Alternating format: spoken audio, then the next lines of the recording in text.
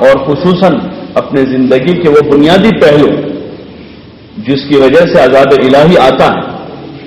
جو بڑے اسباب ہے اس جو بڑے اسباب ہیں، کبیرہ جس کو کہتے ہیں کبیرہ گناہ، جس میں مختلف قسم کے عذاب میں بے برکتی کا عذاب ہوتا ہے، ذلت اور رسوائی کا عذاب آتا ہے، بغض و عداوتیں آپس میں ڈال دی جاتی ہیں اور دشمنوں پر سے رعب ختم کر دیا جاتا ہے۔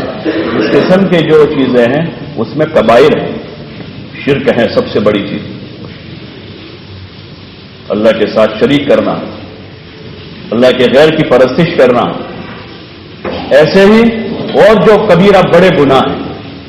مخلوق سے متعلق ہے، ماں باپ کی نافرمانی کرنا، پڑوسیوں کو ایذا پہنچانا، جو کبائر کے قبیل سے زنا ہے، شراب ہے، بے حیائی ہے، حرام کمائیاں ہیں، سود خوری ہیں،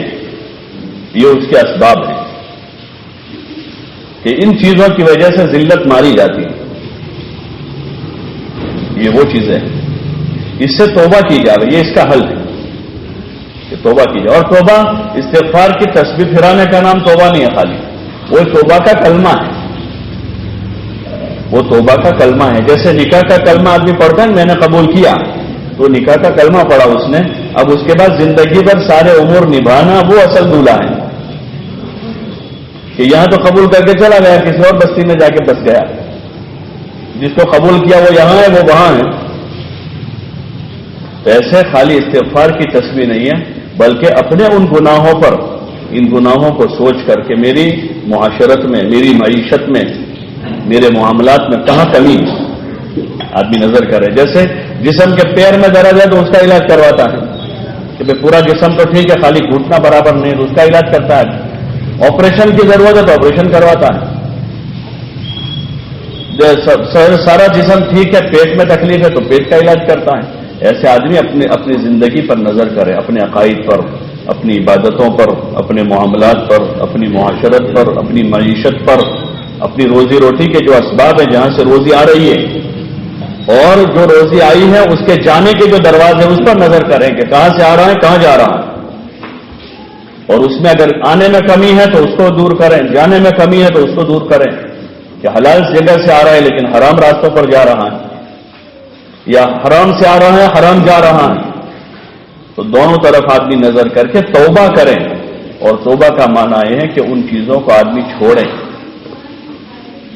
ہاں، ورنہ موت کا جھٹکا آ کر سب چھڑا دے گا، ایک جھٹکے میں سب ختم ہو جائے گا، لیکن مہلت نہیں ملے گی، پھر اب چانس نہیں ہوگا، آدمی لاچار ہو جائے گا اور ناکام دنیا سے چلا جائے گا۔ اس لیے ضرورت اس کی ہے کہ ہر آدمی اپنی ذات سے ابتدا کرے اور اپنے عقائد، اپنی عبادات پر نظر، اپنی نماز پر نظر کریں، اپنے روزے پر نظر کریں، اپنی زکوٰۃ پر نظر کریں کہ میرے پاس مال ہے، میں زکوٰۃ دے رہا ہوں لیکن اس میں کہیں لیک تو نہیں ہے۔ نماز کے لیے جیسے جگہ کا پاک ہونا شرط ہے، کپڑوں کا پاک ہونا شرط ہے، ایسے زکوٰۃ کے مصرف میں سامنے غریب ہونا شرط ہے، اور وہ غریب جس کو اسلام شریعت غریب کہہ رہی، وہ غریب، جو عرفی غریب ہیں ایسے تو بہت ہیں، ہم سب غریب ہیں، کوئی نہیں کہتا کہ میں مالدار ہوں، جتنے پڑھاتے ہیں کم ہی پڑھتے ہیں، اور ایک شریعت کا غریب ہے کہ یہ آدمی ہے جو مستحق زکوٰۃ ہے، کیا میری زکوٰۃ مستحق تک جا رہی ہے؟ اگر جا رہی ہے تو ادا ہو جائے گی، نہیں جا رہی ہے تو چاہے وہاں گئی ہے لیکن ادا نہیں ہوئی۔ جیسے کسی نے ناپاک زمین پر نماز پڑھ لی ہے تو اس کی نماز نہیں ہوئی، کسی نے بے وقت نماز پڑھ لی ہے کہ جمعہ کا وقت ہونے سے پہلے پڑھ ڈالی جمعہ، تو اس کی تھوڑی جمعہ ہوگی۔ ایسے شرائط ہے زکوٰۃ کے اور دیگر امور اعمال کے، وہ شرائط مسائل ہیں، اس کو علماء سے معلوم کر کے اس کی روشنی میں زندگی بنانے کی ضرورت ہے۔ ہاں، زندگی کے رخ کو ٹھیک کیا جا رہا ہے، یہ توبہ ہے۔ اور پھر معافی مانگے کہ اللہ آج تک چوک ہو گئی، بھول ہو گئی، کمانے میں بھول ہوئی ہے، خرچ کرنے میں بھول ہوئی ہے، تو توبہ کا دروازہ کھلا ہوا ہے، آدمی کی موت تک توبہ کا دروازہ کھلا ہوا ہے۔ ہاں، پھر جب موت مسلط ہو جائے گی اوپر آدمی پر نظر تاری تو پھر دروازہ بند ہو جاتا ہے، توبہ کا بھی دروازہ بند۔ جیسے فرعون نے توبہ کی، ڈوبتے ڈوبتے توبہ کی اس نے، آمنت برب موسیٰ و ہارون، اب ختم ہو گئی بات، اب چانس نہیں، بولا وہ یہ بول کر گیا دنیا سے کہ میں ایمان لے آیا ہوں موسیٰ اور ہارون کے رب پر، لیکن اب اس کے لیے موقع ختم ہو چکا تھا،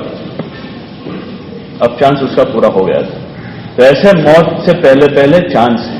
اس کا حل اور علاج یہ ہے اس ذلت سے نکلنے کا اور یہ اقتصادی یعنی بے برکتیوں سے نکلنے کا. اس وقت بے برکتی عام ہے، بے برکتی عام. جیسے میں نے ایک مثال دی گھر کی کہ اتنے سے گھر میں 10-12 بھائی بہن رہ لیتے تھے، اب زندگیاں تنگ اور اتنے سے گھر میں جو ہے ساری پھوپھیوں کو بلاتے تھے تم بھی آؤ. ان کے بیٹوں کو وہ کیوں نہیں آئی، وہ کیوں نہیں آئی، وہ ان کو بلانے جاتے تھے لوگ کہ بھائی اس کو بھی بلا کے لے آؤ، سب کا کھانا یہاں ہوگا، کھائے بغیر جانا نہیں. کوئی مہمان گھر میں آ گیا تو ایک دن کے بعد جا رہا تھا، سب رو رہے ہیں کہ نہیں رک جاؤ، زبردستی رو، بس پر سے واپس لے آتے تھے. مہمان اگر چلا گیا ہے زیادہ وہ ہے مہمان کامیاب ہو گیا نکلنے میں تو بعض مطلب بس اسٹینڈ پر سے ریلوے اسٹیشن سے واپس لے آتے تھے کہ نہیں تم رکو، ابھی خالہ جا رہی ہے واپس، پھوپھی جا رہے تو بلا کے لے آتے. یہ بے برکتی ہے، زندگیوں میں بے برکتی ہے. چاہے مال کتنا بھی آ جا رہا، چاہے مکان کتنے بڑے بن جا رہے، چاہے کپڑوں کے انبار لگ جا رہے، لیکن اس بے برکتی کو ہمارا مال، ہمارے کپڑے، ہماری جائیداد دور نہیں کر سکے گی. یہ بے برکتی دور ہوگی دین سے. جب زندگیوں میں دین آئے گا، اللہ کا حکم آئے گا، حضور علیہ السلام کا طریقہ آئے گا تو یہ بے برکتی برکت سے بدل جائے گی، یہ بدامنی امن سے بدل جائے گی، یہ گمراہی ہدایت سے بدل جائے گی، یہ جہالت جو ہے وہ علم سے بدل جائے گی اور زندگی بھی آسان ہو جائے گی. بچوں میں اطاعت کا مادہ پیدا ہوگا اور نسلیں اچھی تیار ہوگی،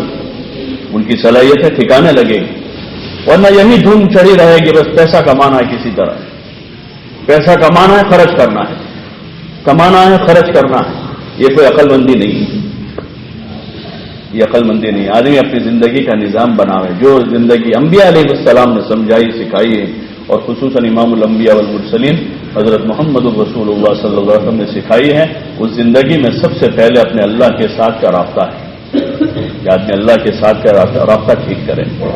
اور محبت سے عبادت کریں، بوجھ سمجھ کر نہیں. محبت میں آدمی جان دیتا ہے اور خوشی خوشی دیتا ہے، محبت میں آدمی مال لگا دیتا ہے. ایسے ہمارے اور اللہ کے درمیان کا جو رابطہ ہے وہ کوئی ہماری نوکری نہیں ہے. یہ عبادت، نوکری میں آدمی نوکر کی طرح رہتا ہے، ٹائم پورا کرتا ہے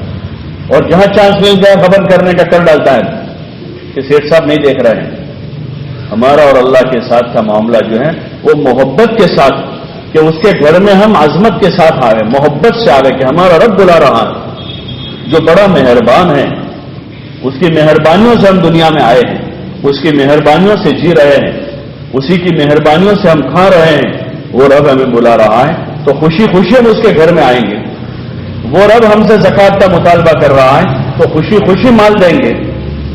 اس رب نے مال دیا ہے تو اس مال کو اس کی رضا میں لگائیں گے، نہ کہ اپنی رضا میں، کہ اس کا دیا ہوا ہے کہ مالک کی جو مرضی ہے وہاں میرا پیسہ خرچ ہوگا